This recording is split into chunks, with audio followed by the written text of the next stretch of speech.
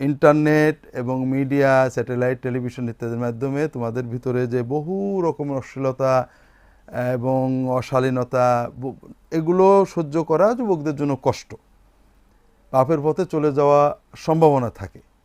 এখানে প্রথম বিষয় বুঝতে হবে যে যুবকদের জন্য আল্লাহ তাআলা দিনকে সহজ করেছেন।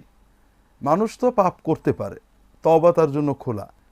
আল্লাহ রসুল সাল্লাল্লাহু আলাইহি ওয়াসাল্লাম বলছেন যে যারা জান্নাতে আরশের ছায়ায় কিয়ামতের আশ্রয় পাবে তাদের দ্বিতীয় শ্রেণী হলো শাবুন নাশা ফি ইবাদাতি রাব্বি, যে যুবকেরা আল্লাহর ইবাদতে বড় হয়েছে।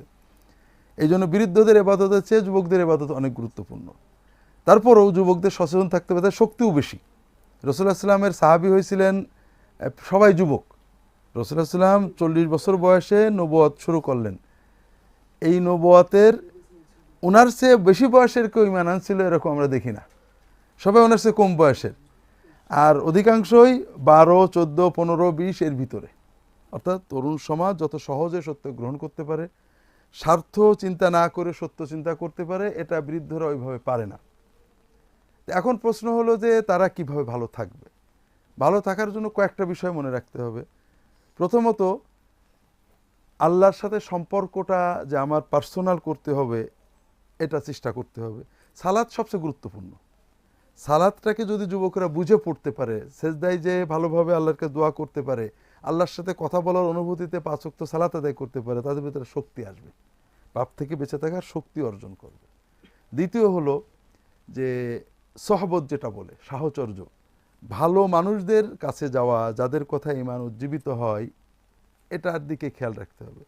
তৃতীয় হলো যে পাপ করে ফেললে বসিয়ে না রাখা, আমি তো পাপ করতেই থাকবো, এখন আর তওবা করে লাভ নেই, এটা চিন্তা না করে প্রত্যেকটা পাপের পরেই দ্রুত তওবা করা, যে আল্লাহ অন্যায় করেছে আর করব না।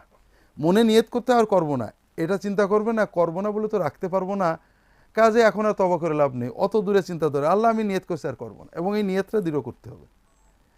এরপরে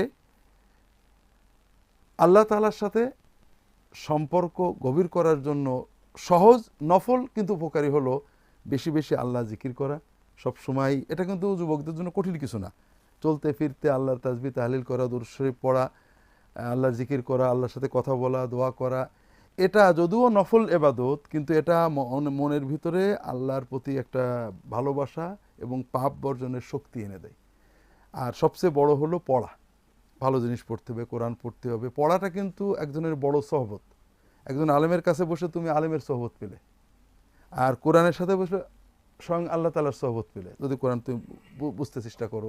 হাদিস পড়া মানে রাসূলুল্লাহ সাল্লাল্লাহু আলাইহি ওয়াসাল্লামের সহবতে থাকা, এগুলো বাড়াতে হবে। এগুলো করলে আল্লাহ দিলে আল্লাহর পথে আসতে থাকবে, কিছু পাপ হবে, ভুল ভ্রান্তি হবে, সঙ্গে সঙ্গে তওবা করবে, এভাবে যুবকেরা এগোতে থাকবে।